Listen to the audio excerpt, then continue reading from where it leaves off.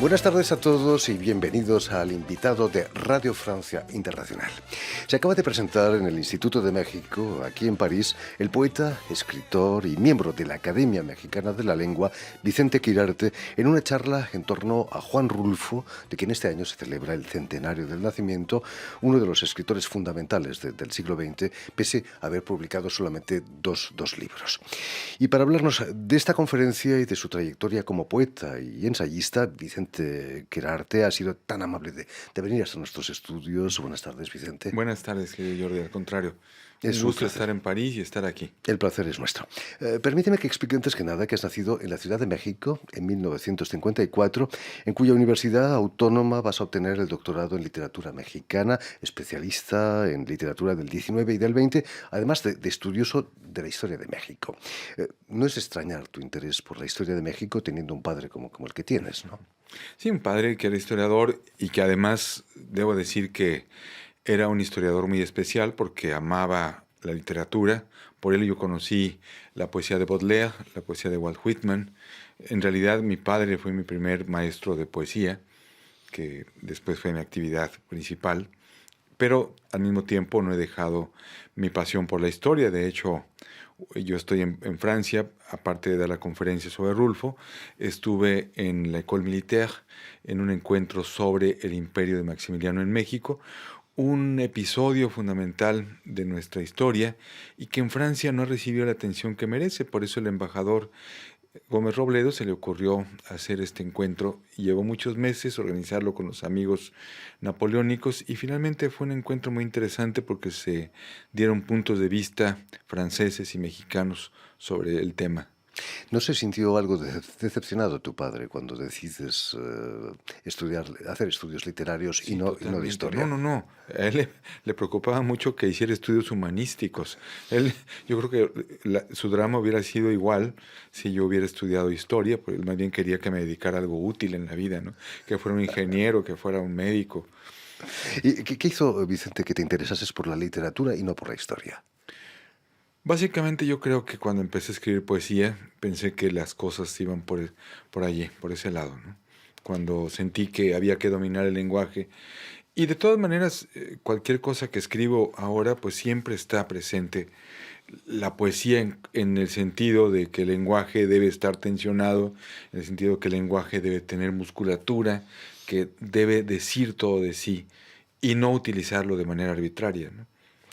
Imagino que ya en casa de tus padres la biblioteca quizás era la habitación predilecta de la familia. Es cierto que te apasionan los libros como objeto y que los encuadernas para identificarlos mucho más fácilmente. Así es, a lo largo del tiempo lo he venido haciendo. De hecho, es interesante cómo los primeros libros que uno encuaderna son los libros más valiosos y al mismo tiempo los más mal encuadernados, porque uno tiene muy poco dinero para hacerlo. Ya con el paso del tiempo vas encontrando a tus encuadernadores, les vas diciendo cómo quieres tus cosas, te van entendiendo tu estilo. Y pues a pesar de que digo ya voy a detenerme, lo sigo haciendo, ¿no?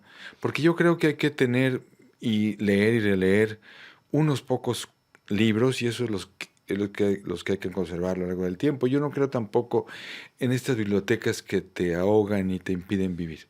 Yo creo que hay que tener los libros a los que, como decimos, de los hijos en México, a los cuales puedas dar casa, comida y sustento. Igual los libros. ¿Es cierto que en tu habitación no tienes libros? No, en donde duermo trato de que no haya. ¿Es Pero peligroso? no, yo creo que es peligroso no tanto en el sentido médico, yo creo que en el sentido mental, yo creo que precisamente la recámara está hecha para otros menesteres, ¿no? Por supuesto. Y bueno, y es un consejo de los japoneses también, pero de que en la habitación donde uno duerme no haya libros. Y también es cierto que los libros, desde el punto de vista higiénico, pues conservan mucho más polvo y en fin, hay muchos factores, pero básicamente es una cuestión mental, moral, ¿no? Vicente Girarte, esa pasión por los libros te lleva a ser investigador en el Instituto de Investigaciones Bibliográficas de la UNAM. Ujú. Lo vas a dirigir entre el 98 y el 2006 y además director de la Biblioteca Nacional de Sí, México porque durante de 4 ahí años. depende del instituto el funcionamiento de la Biblioteca Nacional de México, que es un caso excepcional, ¿no? Casi nunca las bibliotecas nacionales están adscritas a la universidad. En nuestro caso, así es desde 1918, cuando Venustiano Carranza da el, el decreto mediante el cual la Biblioteca Nacional pasa al cuidado de la universidad, y eso ha sido positivo porque ha podido crearse un instituto especializado en estudiar las fuentes que tenemos tanto en la biblioteca como en la Hemeroteca Nacional. No se está nunca mejor rodeado que por los libros, ¿no? Claro, claro, claro. Yo creo que el estar en la Biblioteca Nacional, también eso fue interesante. Cuando yo estuve en la Biblioteca Nacional, dejé de comprar libros porque tenía tantos a mi alrededor. Compraba tantos para la biblioteca con el magro presupuesto, siempre son magros los presupuestos para cultura, pero de todas maneras comprar libros me hacía sentir millonario y claro, millonario para libros que se preservaban para la nación, que era lo mejor, ¿no? Vicente Quirarte, en 1979 vas a publicar tu primer poemario, de los cerca de 25 que ya llevas publicados, su título Teatro sobre el viento armado, por el que recibirás ese año el Premio Nacional de Poesía Joven. Ujú. Como decimos habitualmente, es llegar y besar el santo. Qué bonita metáfora. Hace poco hubo un encuentro de poesía de llamados tres generaciones, como el tequila, y decidí llevar poemas, leer poemas exclusivamente escritos a los 25 años. Y fue muy interesante el proyecto, ¿no? Ver qué está pasando, como dice mi amigo Eduardo García Aguilar, que vive aquí en París, escritor colombiano. Y yo quiero que ese joven esté atento y esté siempre cuestionándome y preguntándome, ¿no? Yo creo que esa es la manera de conservar la autocrítica, ¿no? Rimbaud escribió sus mejores poemas a esa edad, más o menos, ¿no? Bueno, mucho antes, sí, sí. Y precisamente la primera vez que vine a París, estamos hablando, yo tenía 18 años, y venía con ese estigma de Rimbaud, con esa gran lección de rebelión, de apertura hacia todas las otras cosas que él nos enseñó, ¿no? Vicente, ¿cuáles han sido los poetas que te han influido? Quizás mexicanos como Octavio Paz o españoles como Luis Cernuda, tú que Ujú. eres un especialista Bueno, en Cernuda. primero fueron los poetas franceses, por supuesto, Rimbaud, Baudelaire, François Villon, digamos, ahí aprendí que el poeta es este ser en rebelión constante. Baudelaire, que este año estamos recordando su 150 aniversario de entrada en inmortalidad. Y después, por supuesto, Cernuda y los poetas de la generación del 27, los poetas mexicanos de la generación de contemporáneos. Eh, por eso mis primeros trabajos críticos se orientaron hacia la obra de Luis Cernuda y de Gilberto Owen, estos dos poetas en principio tan separados de sus generaciones y ahora tan seguidos, tan estudiados por los jóvenes. Son poetas que siguen estando vigentes. Yo creo que Cernuda, de la generación del 27, es el poeta más vigente, más rebelde, más constante, más presente. ¿Cómo reaccionó tu familia ante la publicación de varios libros de poesía? Ese no es un trabajo realmente útil.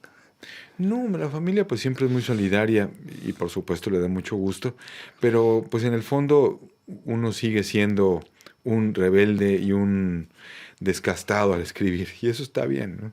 Se sigue leyendo poesía.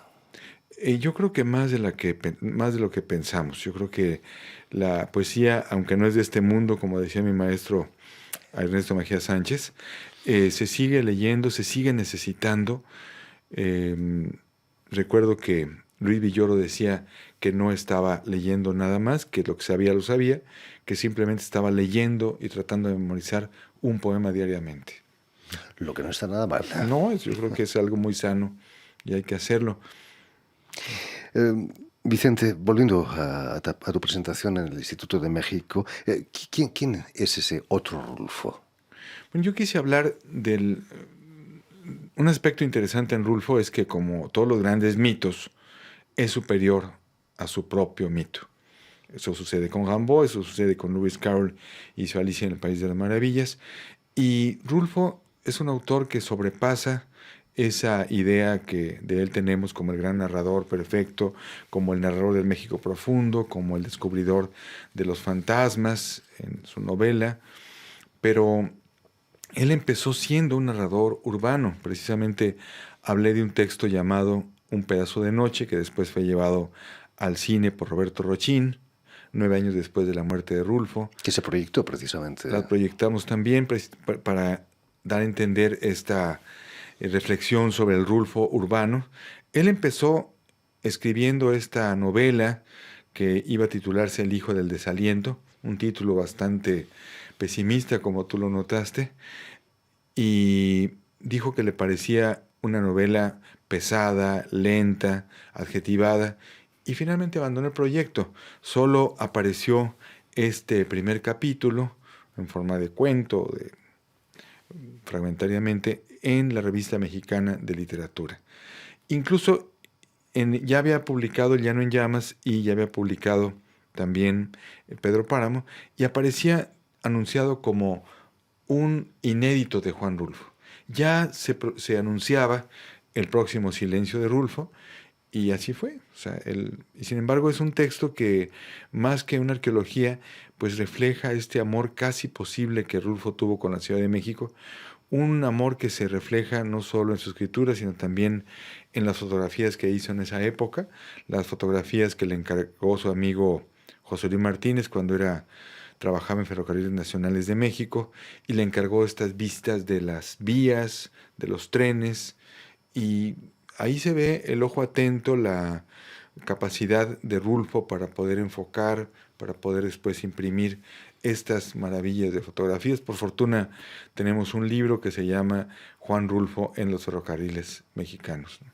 Volviendo a la película de Roberto Rochín, Un pedazo de noche, es una verdadera joya, una pequeña pero verdadera joya del cine mexicano, ¿no? Yo así lo creo. Es un homenaje al blanco y negro, es un homenaje a fragmentos de películas mexicanas de la época de oro, y también un homenaje a los encuadres y a las tomas del propio Rulfo.